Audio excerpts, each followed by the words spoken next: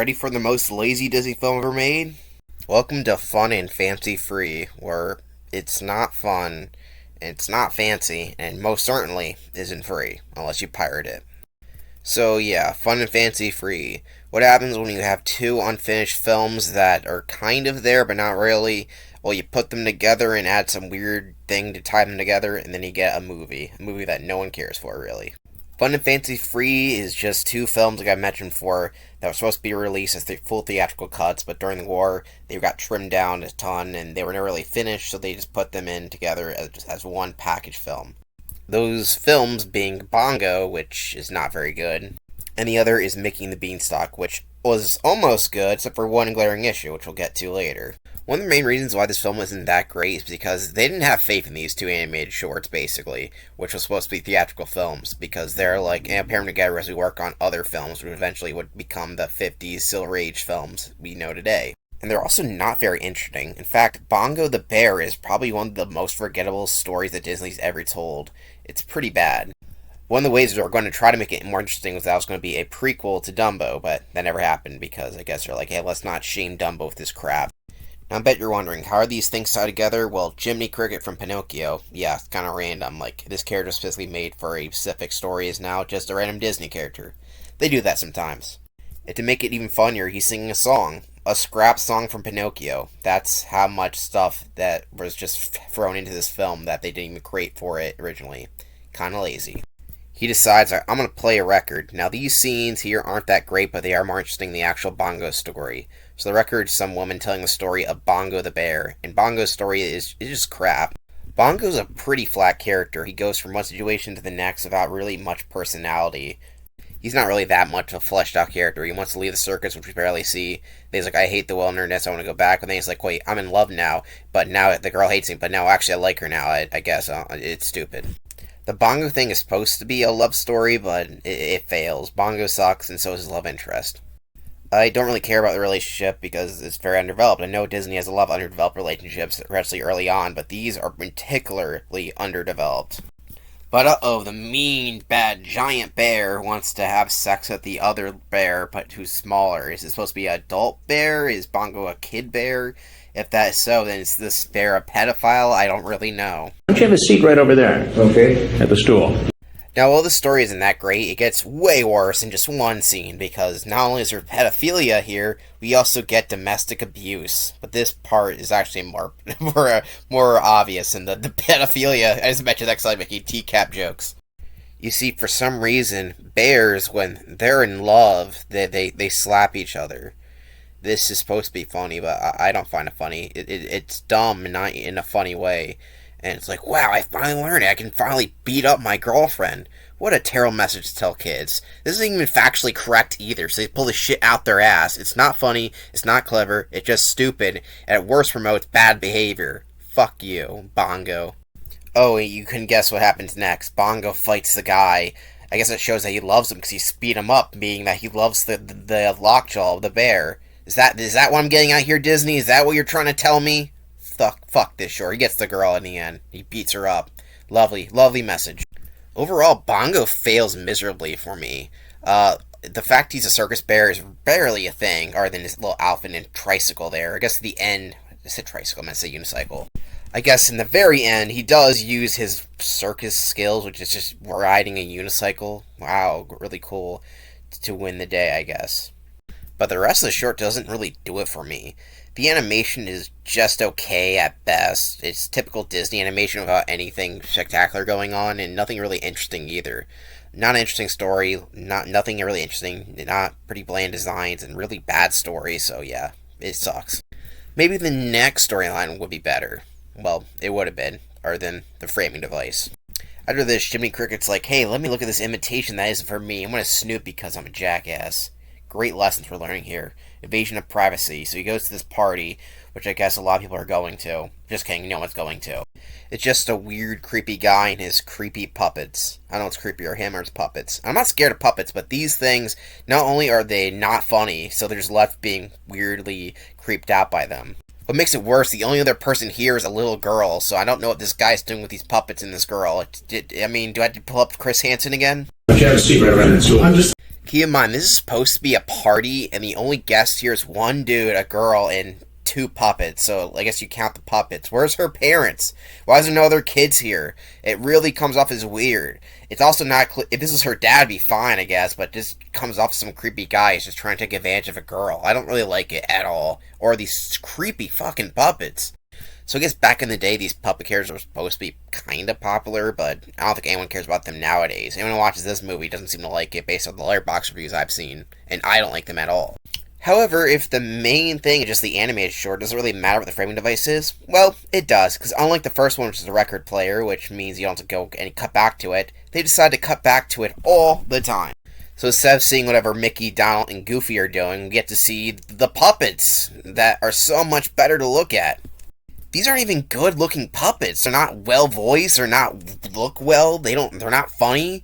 They're not entertaining. So why do we keep going back to it? So the main reason is because the guy who owns the puppets is telling the story, which is okay as your framing device. But they also have the puppets give little jabs every now and then, like they're riffing or something, and it's just awful. They say nothing funny. So instead of just letting the cartoon play for what it is, we get to hear, I farted, like it's Beavis and Butthead over here, except way fucking worse. I actually never seen that show. I heard it's good. So yeah, Mickey and the Beanstalk. It's based off Jack and the Beanstalk, but based off, well, with Mickey Mouse. It's, just a typical retelling of a story. I would go into the details, but you already know what both of them are like, and it was a full feature film, which was actually going to happen at one point. Then I might go more into detail. Also, Bongo is based off a short story. If these are full films, I go into the original source material, but I don't care about Bongo or its source material. It's also a short story, so who really gives a shit? Unfortunately, this segment isn't that interesting, even though sometimes it is, but because it feels so short, and they cut out a lot of it from Mickey.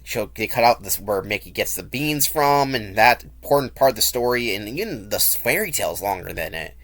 The most interesting thing about this short is it introduces a new Disney character known as Willie the Giant, who will be a reoccurring character, even appears in some of the Disney parks. The character is he's just a dumbass giant who acts like a man-child, basically. So, yeah, like I was going to make a joke there, but that's a cliche joke, so I'm not going to do it. In this version, for some reason, the giant can transform into anything. It's barely used, and it doesn't make any sense, so they probably should have just left it out of it. Maybe if it was longer, they could have done more of it, but since it's short, might as well have got rid of it. One of the interesting changes is actually making the characters that was originally Jack a hero. Jack is kind of a hero in the original book, but he's also kind of not. There's a lot of things that go into that because he basically steals from the giant. Here, they're just trying to get food because the giant created a famine when he stole a harp, which they're trying to take back. Originally, the giant owned the harp, but here they're stealing the harp back, and that's about it. If this was just a short film on its own, which I'm pretty sure they have re-edited to be so, this would have been perfectly fine, but because there's the stupid riffs over it all the time, it makes it harder to watch than it should be. But even then, it's still way better than Bongo. Also, this is the last time that Mickey Mouse was voiced by his original voice actor, which happens to be Walt Disney. I didn't know this as a kid for some reason, and when I learned it, it kind of blew my mind. It's like, what? The guy who created Mickey Mouse also voiced him? Well, co-created with Ub Iwerks. Don't forget Ub.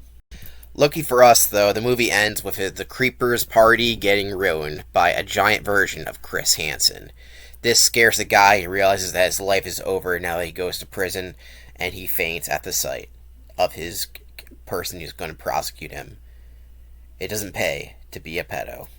And that was fun and fancy free. Do I recommend it? No, not at all. You might get some enjoyment out of it. There's not bad stuff in it, but for the most part, it's mostly bad. It feels like unfinished products being put together, and that's just how it runs off of itself. It's nothing spectacular, and if you want to watch any of the shorts, I recommend watching them by themselves rather than the film form. If you like it, then that's good for you, but it's not for me, or a lot of other people it seems like. When it comes to Disney parks, you're not going to find a lot. However, one of the gift shops in Fantasyland, called Sir Mickey's, which is your basic princess shop, has the Jack and Beanstalk theme, and it's pretty neat, actually. You have the beanstalk growing over the ceiling, and you may have Willie the Giant peeking in. It's neat. I like that. I forgot to mention this in my last video, but the character Casey has their own hot dog stand in, Main Street, USA, called Casey's Corner. I mean, of course, be hot dogs and baseball. As the current ranking stands, here's what it looks like. We got our first E-tier movie when fun and fancy free. I know so far my list is I think it's controversial. I don't know, nor do I care. It's my opinion. If you have a different opinion, go ahead and write in the comment section below. Here's the villain ranking as of today. We've got two new villains. One went to E tier at the bottom of it, and one went to C tier. I don't have much to say about these characters. Lumpjaw is a borderline pedo, and he's not really interesting, nor does it really make sense. Like I said, I'm not even clear what their age is or the fact it's small or big. I don't really understand it. And just a big bear. Ooh, whoop-de freaking do. C tier, we got Willie the Giant. And he gets more fleshed out in later Disney productions, but we're only talking about his first appearance. And right now, it's just okay. The character is fun, and I know he's better established later on in some of the Disney comics and shorts, but here, it's just okay. And that's all I gotta say about that. The song page is getting out of hand already, and yeah, we're not even like a quarter of the way there, I don't think. So yeah, we got a couple of songs here. Well, a lot actually. We got a what went to like the four of the songs went to F tier. That's not good. There's actually quite a few songs in this, believe it or not. So I'll go for them like I always do, bottom to top. We have Say It With a Slap. It's technically catchy, but the lyrics are insipid trash because of how terrible the segment is. Bears hit each other. That's funny. No, it's not. No, not really. Then we got Fee Fi Fo Fum. Fee Fi Fo. I can't even say that right. I feel ashamed. The song is also not very good.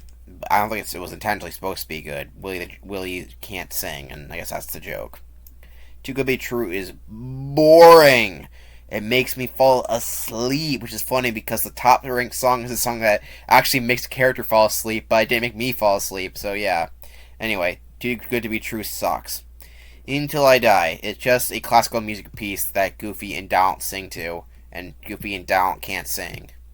It's funny, but, it's not good, so I'm ranking it by goodness, Then in E tier, we got Fun and Fancy Free. Every one of these Disney movies, when they have the opening credits, love to have a little song that basically says, "This is the title of the movie." Sometimes they're good, like the Peter Pan one. I remember really liking that one, but we're not at Peter Pan. We're at Fun and Fancy Free.